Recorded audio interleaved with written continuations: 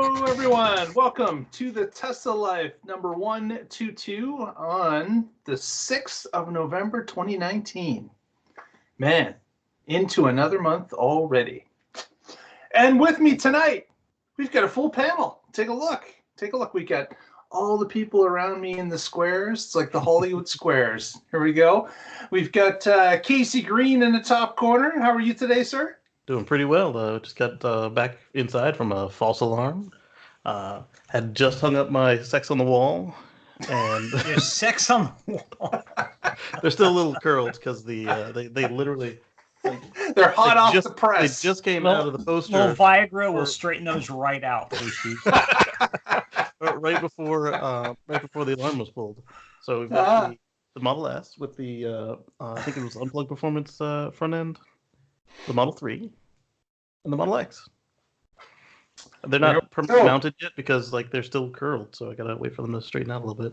S3X on the bookshelf. Very good. Very good. Also with us tonight, Mr. Russell Frost joins us from Solarville. Where it's always bright and sunny. Always regenerating all that electricity from his lights. Hey, Tesla fans. Hello from the bottom left corner of America. And yes, these are solar panels I took when I worked for Tesla. So there you go. And they're generating power inside the building. I actually took the inverters off the back. Oh, I didn't want any electrical problems. Yeah, fire hazard. Yeah, exactly. Bad Amphenol connectors. Inside fire hazard. Not going to talk about that. Also with us tonight, Mr. Evan Fusco joins us. Yes. Hello, everyone. I'm angrily creating YouTube videos over here, so beware. Oh, man, look out. But not the one that we're on. You're angerly creating other YouTube videos. Yes, others, yes. The anger may spread. We never know. We never know. The Tesla cam has created a monster of me. So. Beautiful. Those are going to look great on the channel. Oh, man. Whoa! This is no ordinary week. We've got a ton of news, but of course the overwhelming news just broke this afternoon. The news that, of course, the CyberTruck reveal is coming November 21st.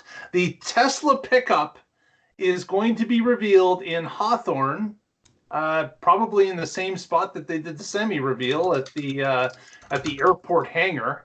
That's right beside Hawthorne and SpaceX. And that's going to happen a Thursday, November 21st. I think it's a Tuesday, isn't it? I think it's Is it Thursday? I think so. The 21st. Okay. Sorry. Just one. Yes, you're right. It is a Thursday. Okay. So I'm not going crazy. It is Thursday. Have they announced a time?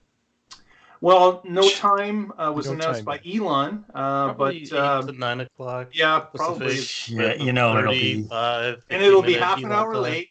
Yeah, and it's specific time, so we're going to be 3 hours from the coast difference from the East Coast. But it'll be, man. There's a lot of speculation about what this truck is, what it looks like, what it's going to be polarizing. We've been told that several times. But I can hardly wait. I can hardly wait to see what this thing is going to look like. It is an interesting thing, isn't it? Because you can't think they're going after Ford and Dodge, right? I mean, I don't know that that's their target audience here. But who is? Yeah, why wouldn't they, Evan? Why would they not go? You can go mainstream, and this truck still could look really unique. Absolutely you should have spent a little more time down here in Springfield, Missouri, when you charged, and you would understand. So here's what I think. It's going to be non-freaking posers. It's going to be people who actually use their truck for work, and for people who like really cool Blade Runner-looking vehicles. Because, I mean, you've got the 240, maybe 480 power outlets. You've got the 120. You've got the, 3 feet of suspension travel, the 4-wheel drive, starting at 40. 6 adult seating? 6 adult seating, yeah. Up to 500-mile range. Yeah, I mean, We're looking for people who are actually going to do Like, work. is this a truck that's designed for the Tundra? Is that what this truck is designed to do? It can tow 300,000 pounds, supposedly. Toyota owns the word Tundra. You're not allowed to say that on this show. But he can actually put it on the Tundra, either on top of a Toyota or out in Mark's way. Well, I might be a little bit south of the Tundra, but okay. I get the meaning.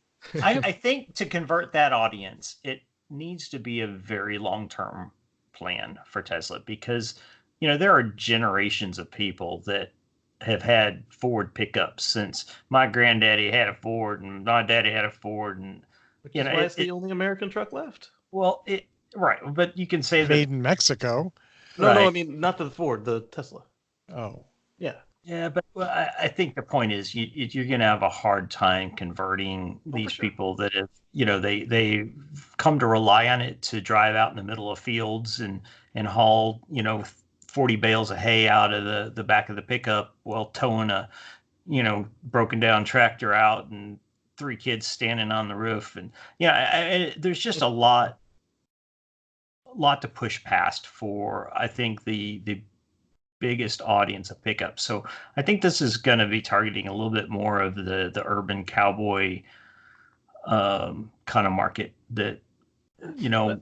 they want to be That wants environmental. Construction wants to- workers, because that the urban wants to- cowboy doesn't need any of that shit. Yeah, like that wants to power something at 240 amps. Like, do Yeah. you really think urban cowboys would be carrying around, table saws and welders? Why do you think they drive a pickup now? It's appearances. It's not about functionality. It never was. There's that. So you're thinking it'd be pavement princesses. Yeah. So So I say I urban think cowboy. We're that talking about it's people that gonna are posers with these things that more than anything. Yeah, I think it's going to depend more on what is actually standard with this vehicle and how badly you can hit the wallet when you check all the boxes. What did they used to have the button called "Maximize My Tesla"? He says it's going to start at 40. So, I mean, what's included in base? Is it going to be a Model 3 truck like the truck though? I'm sorry. Wait a second. When did he say it was going to start at 40? He said it was going to start under 49. Oh, okay, sorry. Okay. Yeah, in the 40-ish range. So under 49. No. He didn't say 40-ish 49. range. He said Yeah. under 49. Under So 40. we're talking 49,98999. Yeah. Plus their insane delivery fee, plus the reservation fee. So anyway, I mean, even at 50, what can be included in this thing that would make it more well equipped than the truckla that Simone Gertz built? And then how can he option it up to do all this other stuff while still making it one vehicle? And how bad can you make it from 50 to, does it go to 200 to 150? What? Yeah. It'll be interesting to see. There's a lot of questions on the table, and man, there's been a lot of speculation about this vehicle now for over a year and a half. It's been speculated wildly, and we've seen renders beyond renders of everything under the sun. That shit. Yeah. Which and crazy designs from one to the other. Even someone suggesting it's going to look a lot like the Mars rover that's in photographs of SpaceX. Yeah. So this is a lot to take in. We obviously we've got no real direction besides Elon's words as to what this is, and a single photograph of the front of the vehicle with a light bar installed somewhere in the hood area. Yeah. But that's all we got to go on. But man, this is going to be. I am really excited to see what this is going to be like. Yeah, Russell made a face when I mentioned Simone's truckla. I think that is not unreasonable. It doesn't meet any of the requirements for the rest of the stuff this car is supposed to do, but it would be able to be done at the price because all it is a Model 3 Camino. So the interior, everything, it can be done for 50. If he does that, he will be laughed out of. He's not going to do that. He's not going to do that. But I'm saying that's all I can think of that would make that price out of the gate. But then it can't meet any of the other. Come on, this is as mythical as the unicorn, as in free hydrogen, and as the $35,000 Model 3. Okay, That happened. none for of those like a month. things That happened exist. for like a month. It was like 36 It after happened all the for like fees. some pretend period of time, allegedly. Maybe somebody got it. Maybe Hold somebody. on.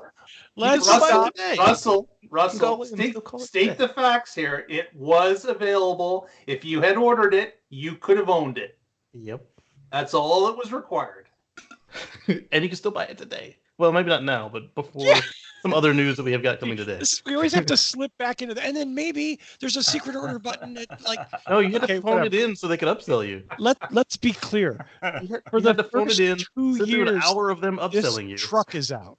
It's not going to cost less than $100,000. Okay, whatever the price he's talking about for the first 2 years is going to be the upper echelons of the truck. That's Definitely. true. That's true. We're gonna be able to It's been with every Tesla vehicle to this point. That's not going to change. We'll know sooner than later what all it can actually do and how badly you can max my Tesla button. Hope they bring that button back. We will see. We will see. 21st. So get ready, people. We're going to see if we can do some sort of a live show that day, and you can all join in the festivities as they happen.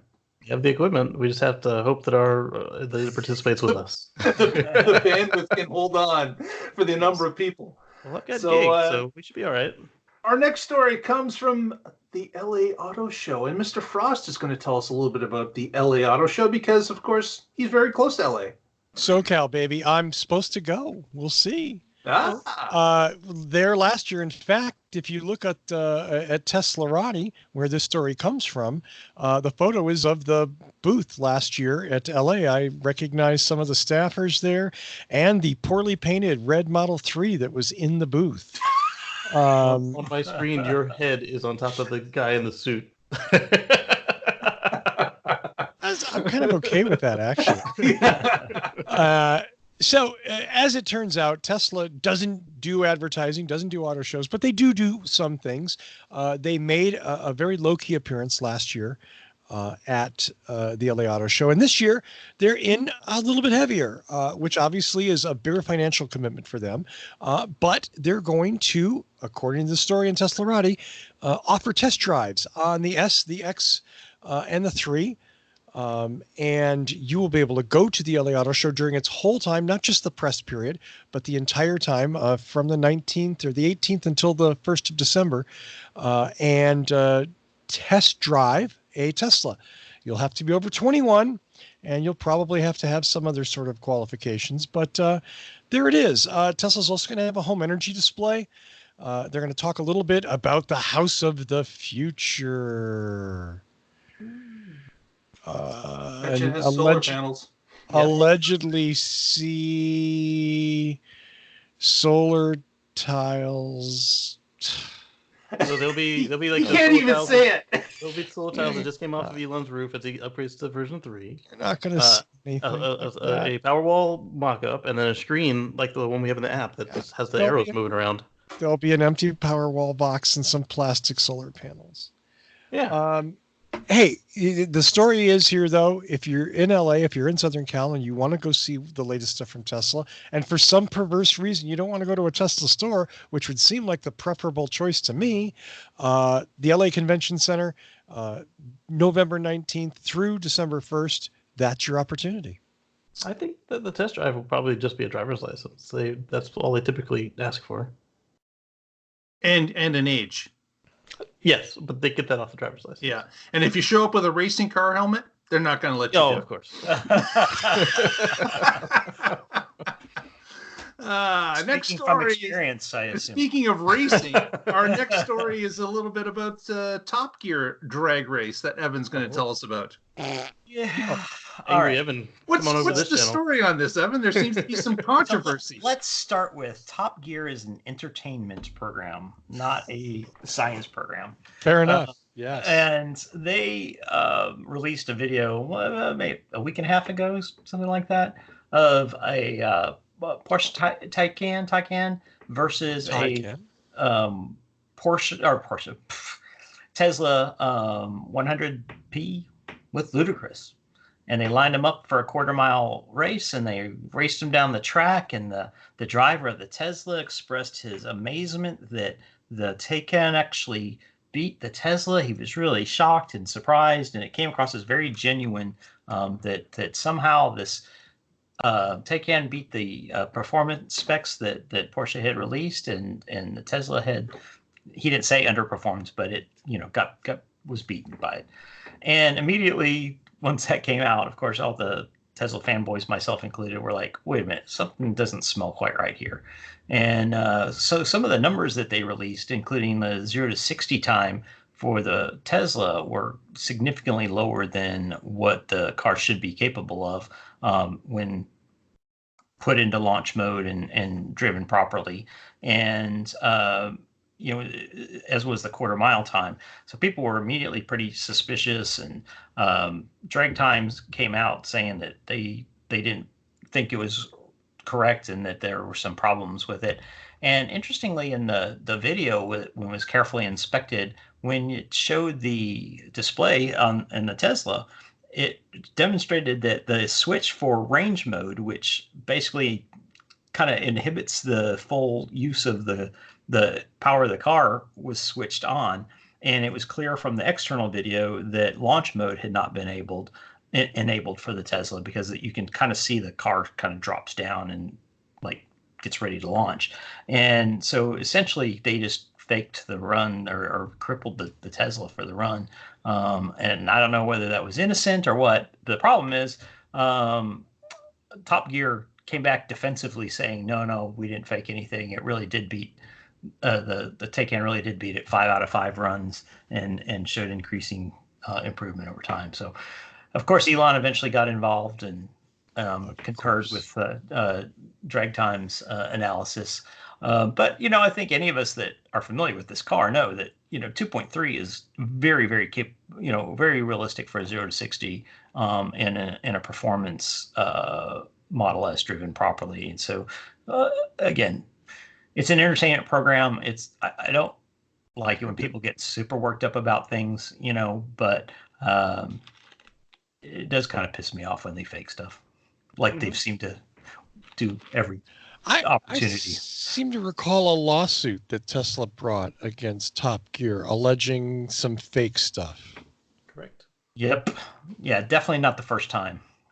Yeah, I mean, but who won? Who won that lawsuit? Top Gear did. Yeah, because they are an entertainment. Because they said we're an entertainment program. Stop believing us. Yeah, exactly. we're fake news. We're fake news. Don't believe it. Fake news.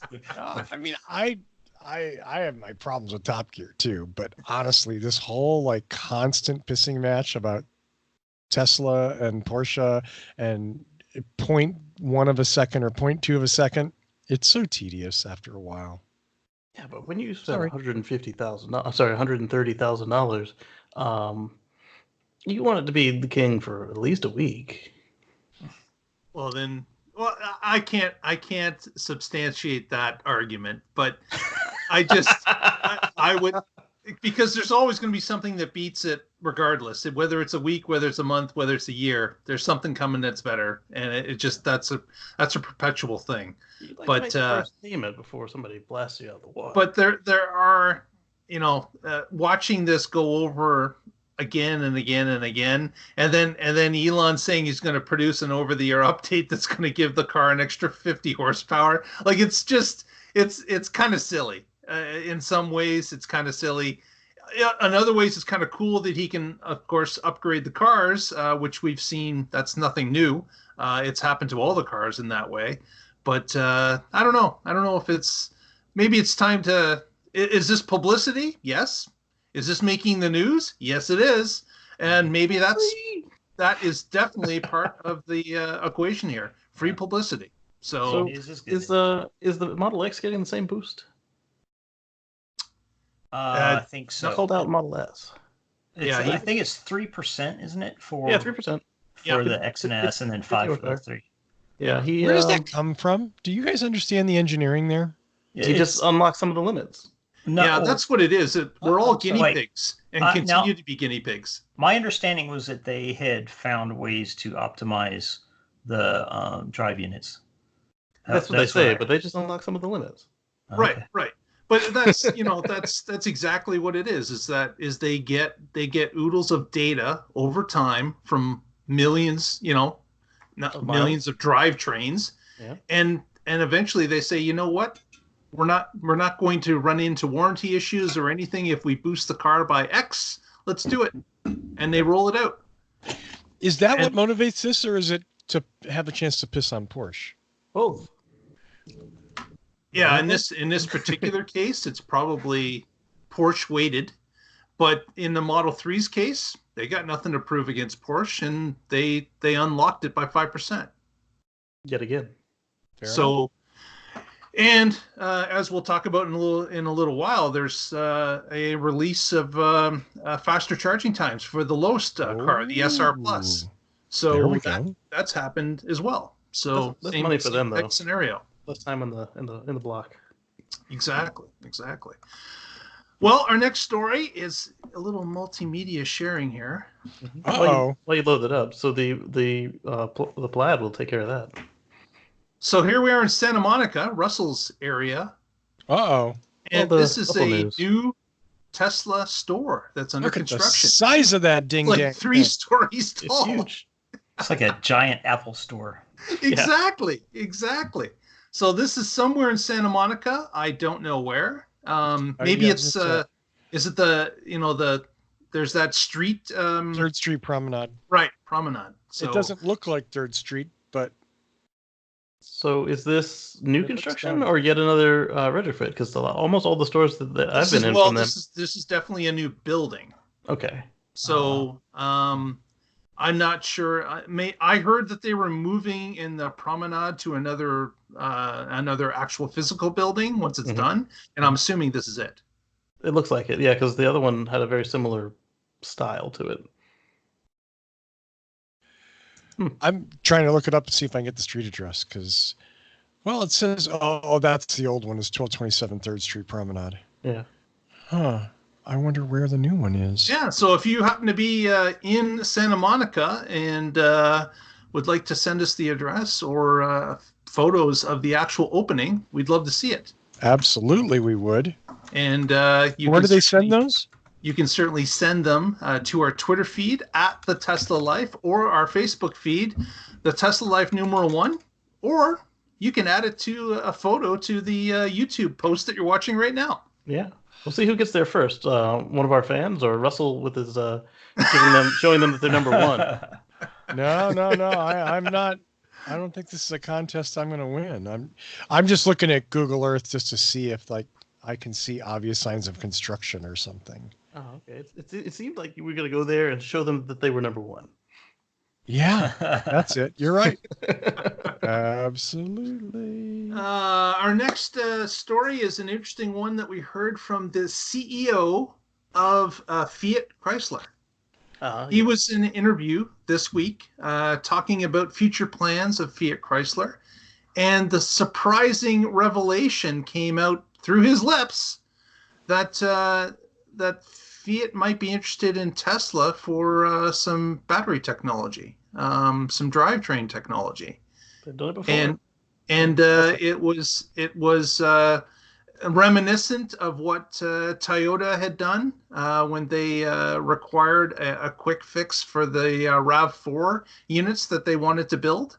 Not sure if this is the same type of a scenario. Smart. Right, but this is something that we've already, we've said before that Fiat Chrysler seems to be behind the 8 ball when it comes to electrification.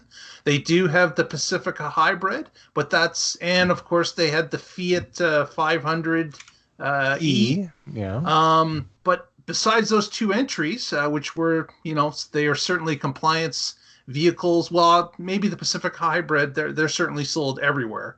But the Fiat 500e definitely was a compliance vehicle. Everywhere Google wants you to be. Didn't Google buy like half of the first year production? I don't know what the production numbers were, to be honest. I have no clue. But I know that if you were to buy a 500e that is not in the area where it's sold, you cannot get it serviced by Fiat. So you're kind of on your own. So beware if you're buying used EVs. That's one of the stipulations with the 500e. But it was an interesting comment that wasn't necessarily prompted. It was provided to the media, and I don't know. It's an interesting point. Now, I don't believe Tesla made a comment on the story, so I'm kind of surprised that there was no comment made back, or Tesla wasn't asked and they issued a no comment. That wasn't even said. So interesting that happened this week. Yeah, they won't say anything until the contract is signed and they're pushed. Because when Fiat took their energy credits, we had to chase them down and put a microphone in somebody's face until it happened. And then they said, yeah, that was us. No comment. yeah, it was us. No comment. So there was did I miss it? Was there any mention of volume or anything? Nope. No mention of volume. Nope. Okay. But so they already have a business relationship. They are buying credits from Tesla right now, so they don't get they don't lose their ability to sell into certain markets, namely the U.S. and Europe. So. Well, why not we'll just take it a step further? We'll see if it develops beyond that. But it was again, interesting story that popped up beginning of the week. It'd be a smart move for them. I mean, they have a lot of smart designers and engineers. They could definitely shove a Tesla drivetrain into anything and make some real money on it. Absolutely, yeah. Hopefully it's a purpose-built car and not a conversion, so you get like a good experience. And well, it'd be interesting to see if that becomes a side business for them. I can't see, that's what they're after here. Obviously, if someone shoves you a lot of money and it makes sense to take the money, then you're going to take the money. But having this as a side business, I don't know if that would be the case. Did they still have that business on the books last call? I didn't read through in detail because I was busy with other stuff. But for a while, they had that on as a line item, with sales to other. I don't know if that remained on the books or not. If it is, then check that out. Actually fill some stuff in there. Next story: Model 3 long range. As we spoke before, it gets a little more range and a slight price bump as well.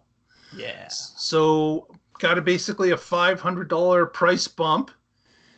And the website, like the S and the X website the previous week, was updated to now show the mileage is at 323, I think was the number. 25, yeah. Okay, so now we have three numbers. 323, 322, 325. Well, the website shows 322. Yeah, okay. But Elon had tweeted that it would be 325. So go figure. So that might be an additional story for next week when he changes the website again. Yeah. It's a 321. So again, just like the S and X, the Model 3 gets bumped. The 325 was the rear-wheel drive long range last time. Right. That's correct. Yeah. And so we had an update and really a short little story. But it's very similar to the ratings that they got out of the S and the X, and now they've done it to the 3 long range, which of course at this point is only the dual motor car, because the single motor is no longer sold.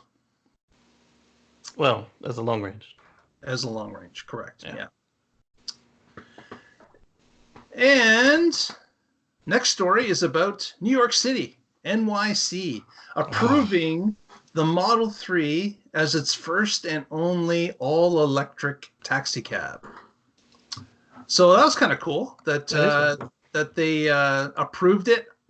Actually, I've got a photo. This is a mock photo. This isn't real. In case you're want to check this out, we've got the yellow cab company. Actually, this is someone That's a bad Photoshop. This is someone that did wrap their car in yellow. They just were not a taxi, nor had the words yellow cab on the side. Yeah. So this development, I guess, allows, and I don't know much about the taxi cab group, but Would this allow taxi cab people that own what a medallion, some sort of a certification that they could purchase this car for active duty? Is that what this means? Yeah. Mm-hmm. So yes, yeah. So like when I've been to New York City before, there have been multiple cars on the road that are taxi cabs, right? Running with the same company, but different models, different makes. And I guess now this is an option for those people that are operating taxi cabs, that they could purchase a 3 and have it apply for their taxi cab license. So what happened to that story a while ago where they were going to allow the ENV 200, the Nissan? Yeah. I see the gas one on the list. Yeah. So I don't think Nissan's ever imported any of those in the U.S. Hasn't come to North America at all. Yeah, it's still an EU-only vehicle. Okay, so can't certify that which is not actually for sale. So probably the case. What are the criteria to get them certified? Why do you have to have certification? Well, I think it's something to do with the taxi cab group as a whole. Mm-hmm. It has to have enough room for the driver, the passengers, the luggage, especially the luggage. Yeah, okay. So why isn't a Model S on there? Because it's a hatchback. But the Prius is on there. Maybe because it's expensive. But okay. I mean, if the taxi cab companies wanted to buy one, then why wouldn't they let it? I guess I don't understand the business very well, so I'm pleading ignorance here and looking for information. Well, over in the Nordic countries, it is a taxi cab, the Model S. Right. Well, and I know there's the guy wasn't in Canada too that did. Yeah, but we're talking about the New York City taxi cab group. So I guess my point would be, so why not just have a list of vehicles that are excluded, for instance, that are subcompacts that are too small, or just not have a list of, so it has to have this much cargo capacity, this much hip room, etc. So put specs on it that meet the minimum criteria. They still need a certain level of consistency for their brand image and their members. Like the Ford Escape was on there for a while, the Ford Escape Hybrid, but not the Ford Escape Gas. Yeah, that's really weird. The gas actually had less room because the battery took. The hybrid would be the one with even a little bit less room than the gas model. So that's it wasn't much less room though, because they went with that flat battery that year. I don't know, but it was measurably less because the whole floor was 3 inches taller. Russell, do you have any expertise in this arena? I wouldn't say expertise. I mean, obviously, one of the things that spawned Uber and Lyft was the very, very tight regulation of the taxi market. New York is the most tightly regulated. Those medallions are, they welded onto the hood of the car, right? Literally welded on. So, and I would imagine that it was probably just the Port Authority exercising a little too much authority and saying, here's the vehicles you can use, rather than these are the manufacturers that have paid us off. You think there's a little grift going on there? Yeah. In New York, who would have thought? I don't know. I mean, but I would assume that that's what it is. This is true. Now, look at all the ramp vans. All the ramp vans say which manufacturer you have to go with. You have to go with Braun Ability, FR Conversions, Freedom Motors, Revability, or Transit Works. I'm sure they wrap it all up into, we have to confirm our safety and reliability. Yeah, exactly. That's the story. Right. Plus, if you see one of these vehicles and it's yellow, it's a cab. Versus if you see something else that's yellow, it's not a cab. Yeah. But like Russell said, just extra Uber regulation, but not Uber like the company, but like the German, like big. Lots. Yeah, absolutely. And if you have 25 cars that qualify, you have a little consistency. You can do a group buy on your maintenance, your tires.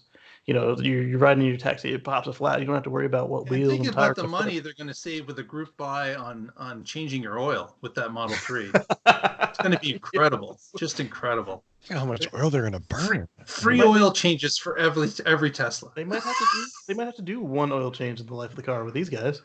I like that. Don't forget your motors have oil on them.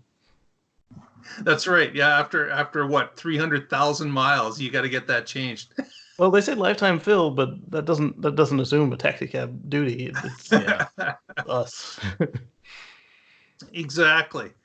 Our next story is a video that we're going to share So here. just to back on the motor thing, though, I'll bet you it's easier to swap out to a new motor than it is to change the oil. Having seen what it takes to take one of those suckers apart, I don't think they ever change it. They'll just yank it out and slam in a new one. I had the oil changed on my Model S. It only took them 3 hours. Oof. Are we looking at like a near miss? Okay, what we're looking at here is one pedal driving. Oh, yeah, there it is. And hold.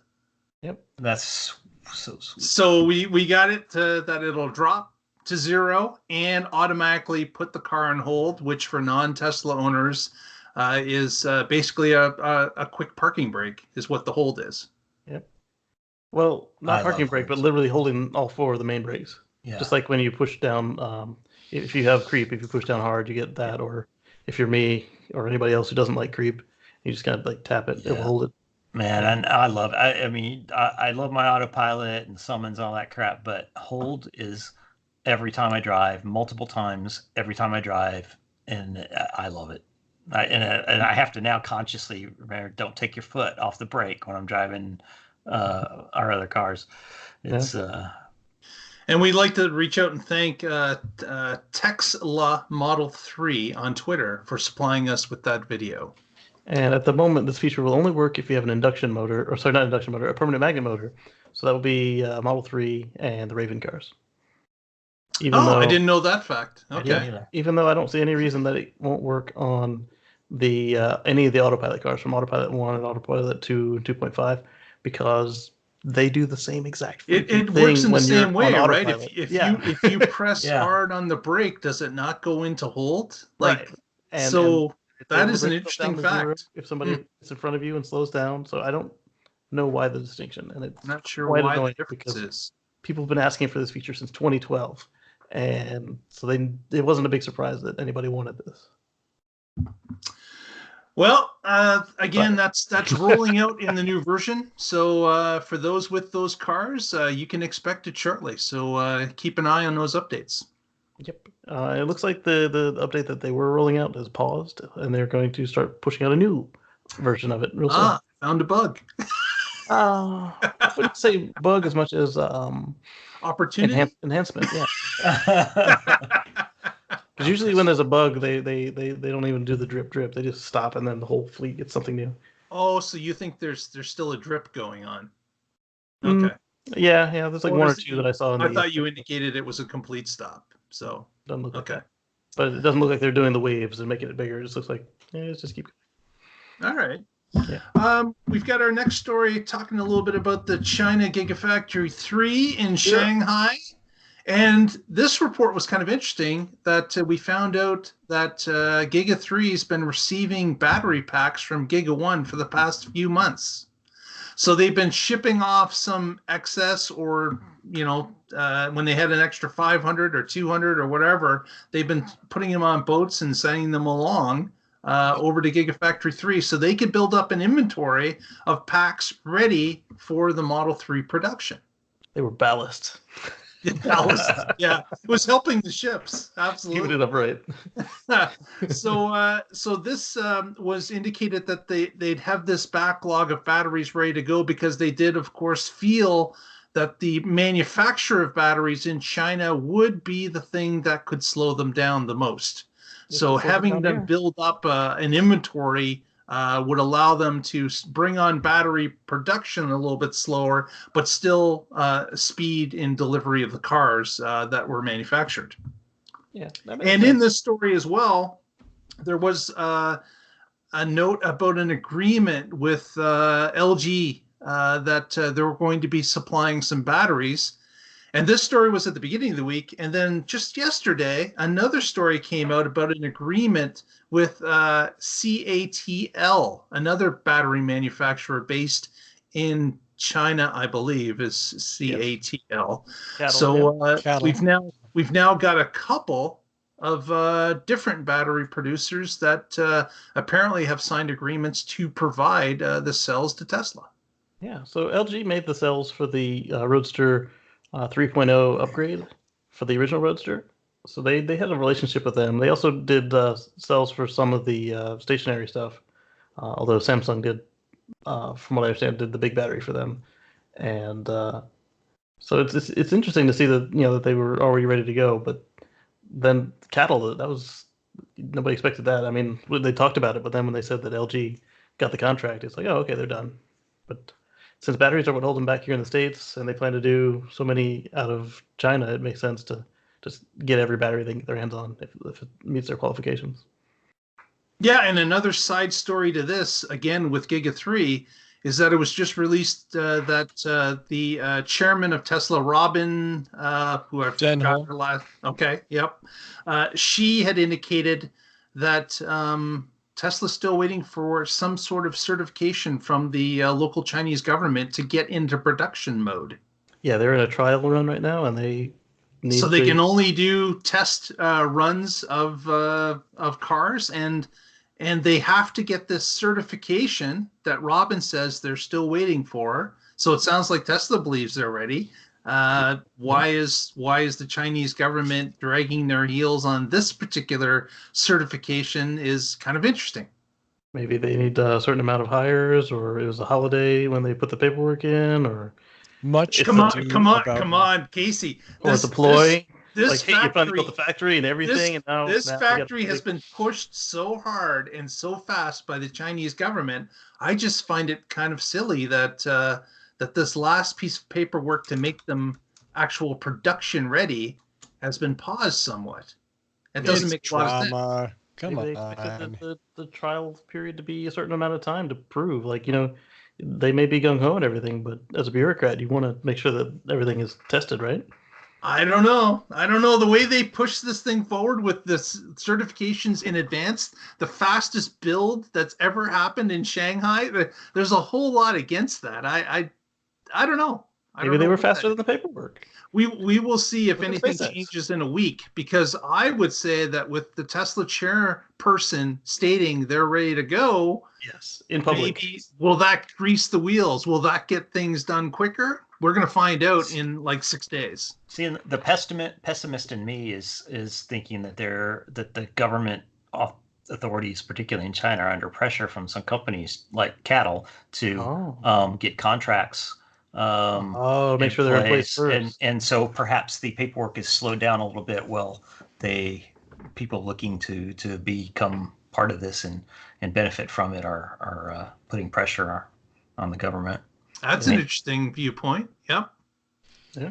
The Chinese have sunk enough money into this; they're not going to let it stop. No, they're not going to let it die. Yeah. But I think Evan's right in that the Chinese are also enforcing a few of the things, like that Tesla had to buy batteries, at least a portion of their batteries, from a Chinese supplier. Yeah, and I'm sure there are lots of those little battery plants. Yeah. Yeah, where are they getting the textiles from? Where are they getting the original tires from? Are they going to come with different tires that are produced in China? I suspect there's a lot of that little stuff, and everybody wants to get their little piece of that pie before the door for that opportunity closes. Did you say pie? Is there pie? Where's the pie? And since it's coming with the next software update. Since Giga 3 battery plant is not yet online, it makes sense that they'd want to make sure, get assurances that the batteries are Chinese batteries. Yep. Yeah. Okay, so we will see as the week goes on here if more of that comes out. But before speaking of pie, somebody has been hounding Elon to get that 3.16, 3.18 Model 3 0 to 60 down to 3.14. He hasn't said no. Well, nice segue. Speaking of times, Casey's going to talk a little bit about the green hell. Wait a minute. We can't go into that yet because go ahead. That right now Russell Frost is wondering where he went wrong in life to end up on this panel.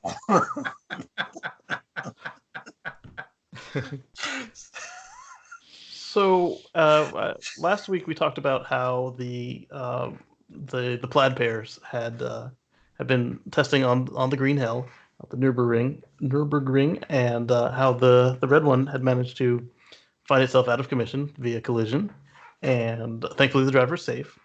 And so the blue one set a new track record for four-door sedans. And so this is the blue one, which was the slow one. Yes.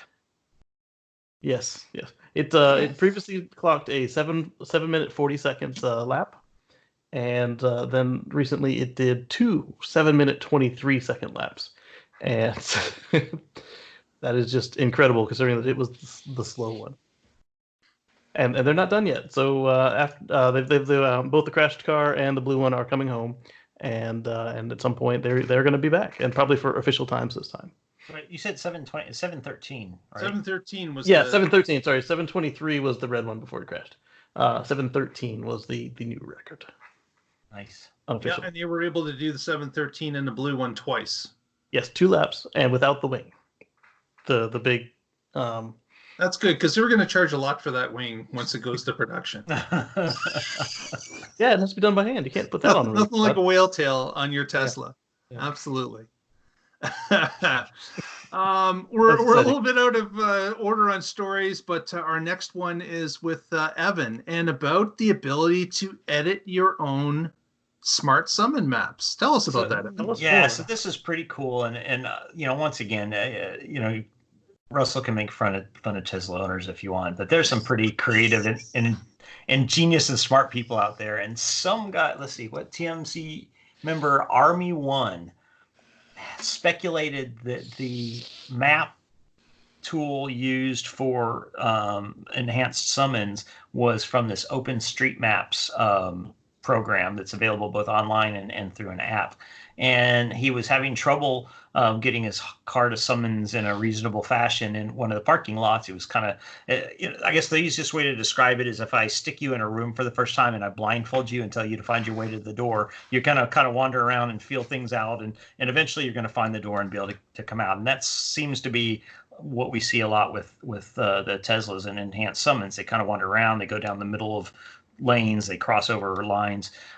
So he speculated that maybe this map was, this OpenStreetMap was what they were using. So this parking lot that he was having particular problems in, he went in to OpenStreetMaps. You are able to go and identify buildings, parking places, and create, I can't remember, it's not routes, it's tracks or something. Mm-hmm. So that basically like lanes in the parking lot. So he went in and created the lanes in the parking lot, posted the update to OpenStreetMaps and went back and enhanced summons, and the car operated perfectly. It went straight down the lines, worked absolutely great.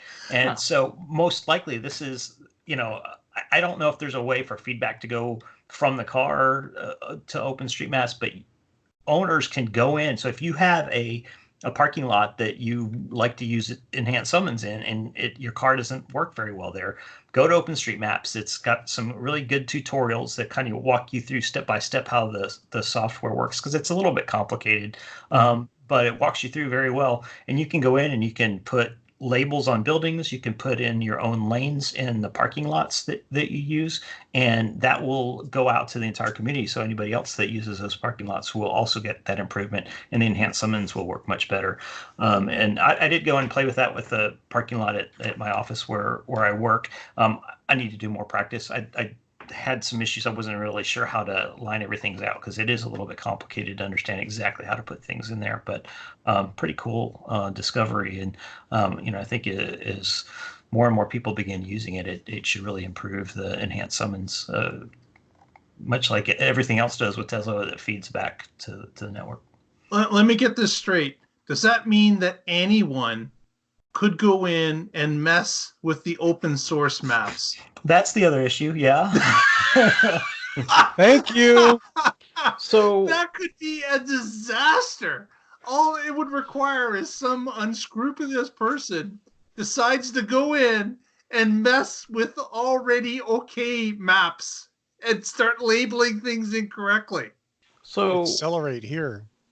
So I tried after they replaced my battery. I had a video where what happens when you try to use enhanced summon or regular summon, smart summon or regular summon with a dead battery, a 12-volt battery that needs replacing, and the car does nothing.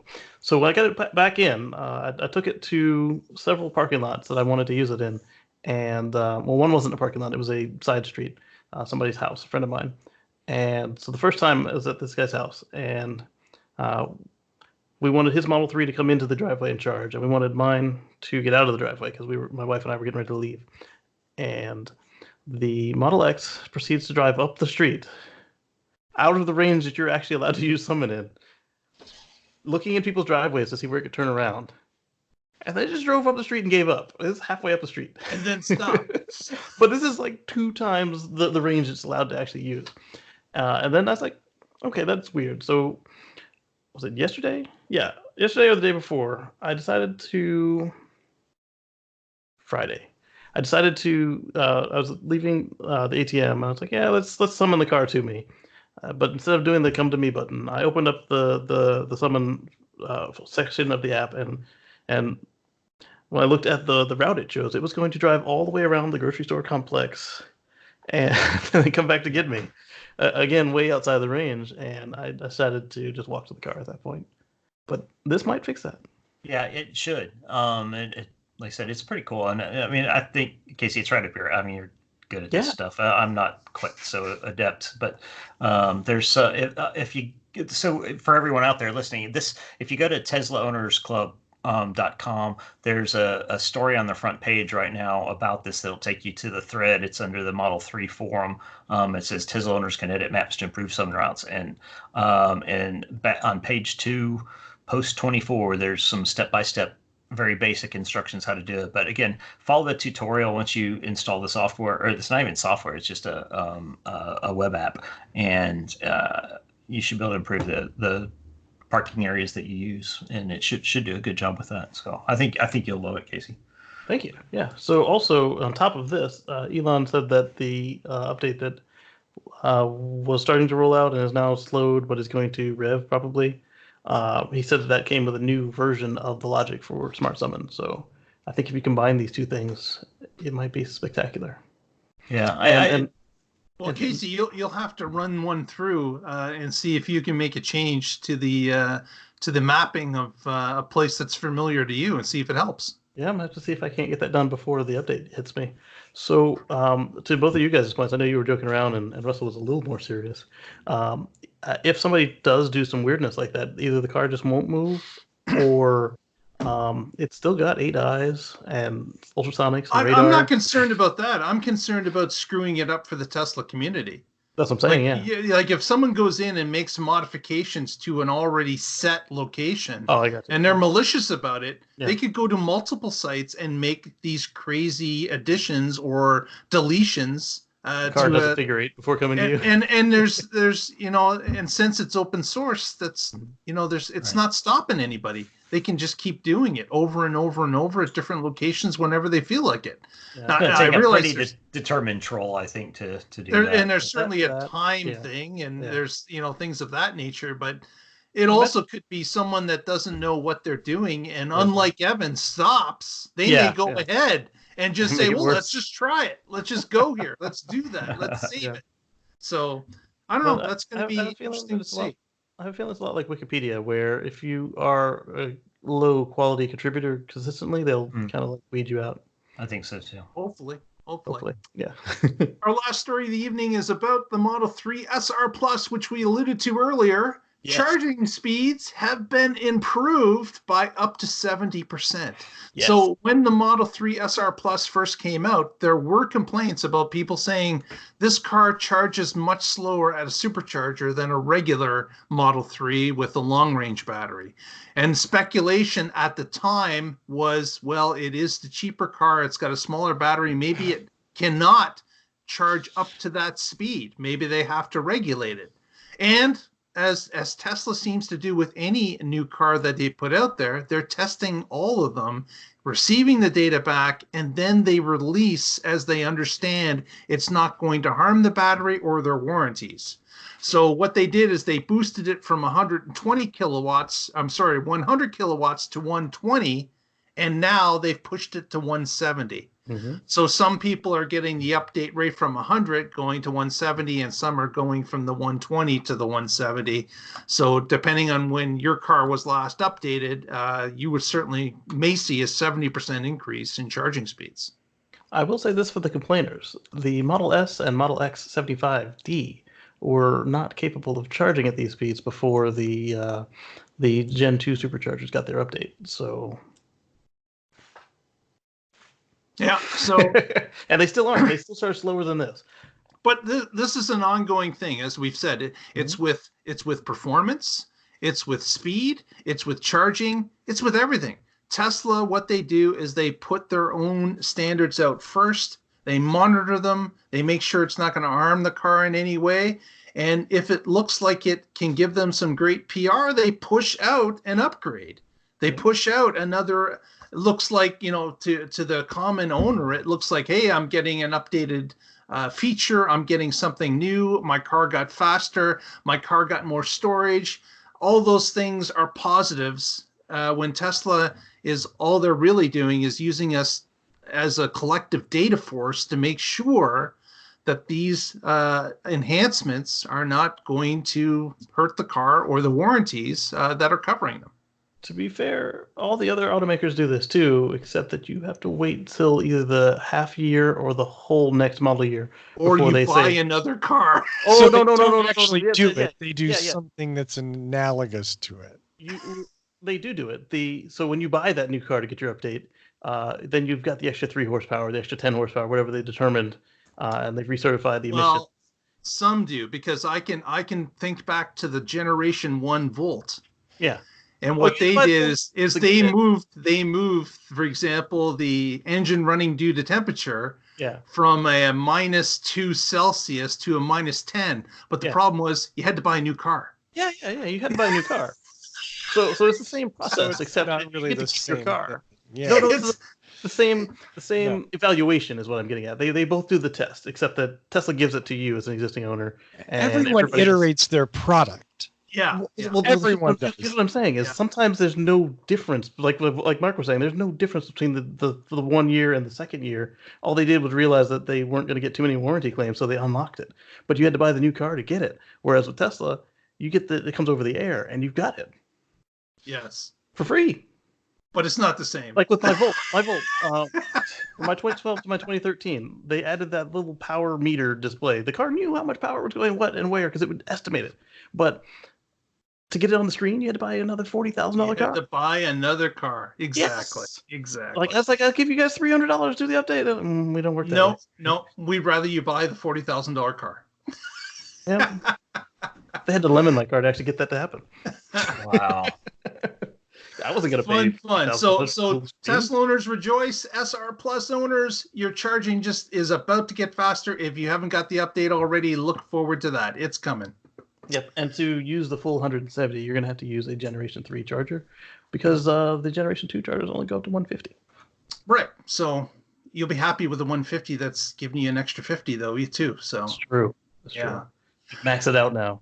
Russell, are you Max set with the ending music? Because we're about to be done. I'd like to thank everyone for watching the show today. If you haven't already, give us a thumbs up right now.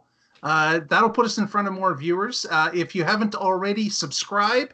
Follow us on Twitter at The Tesla Life and on Facebook, The Tesla Life #1. And Mr. Green, do you have any shout outs this evening? Yeah, Mark hit me with the Wrap It Up box of the cane. I'd like you to check out my YouTube channel, Casey Green. So youtube.com/Casey Green, KACEYGREEN. And Mark and I have actually recorded some stuff. It should go up probably this weekend, but you are? Okay, so this weekend. We're going to do it this weekend sometime. Sometime this weekend. We've got a dual video coming up. So you'll see it on my channel and you'll see it here on the Tesla Life. And we did some experiments with the Model 3 and the Model X. And I think you'll enjoy it. We'll just leave it there. Yeah.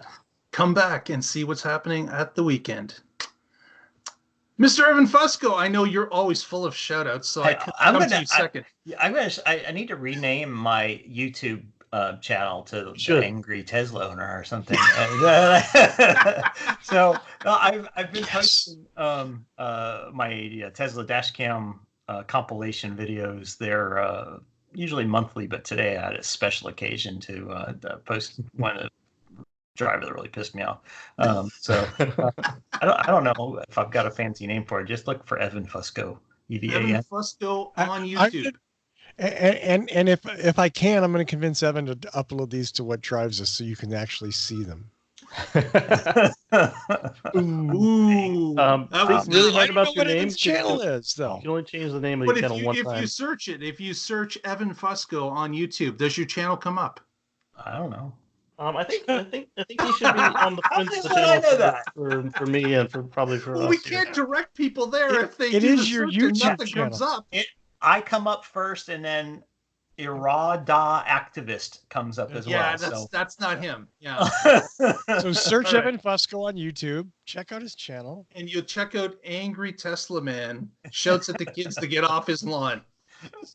All right, I'm going to have to add you to my list. You're not on my list. Words tonight.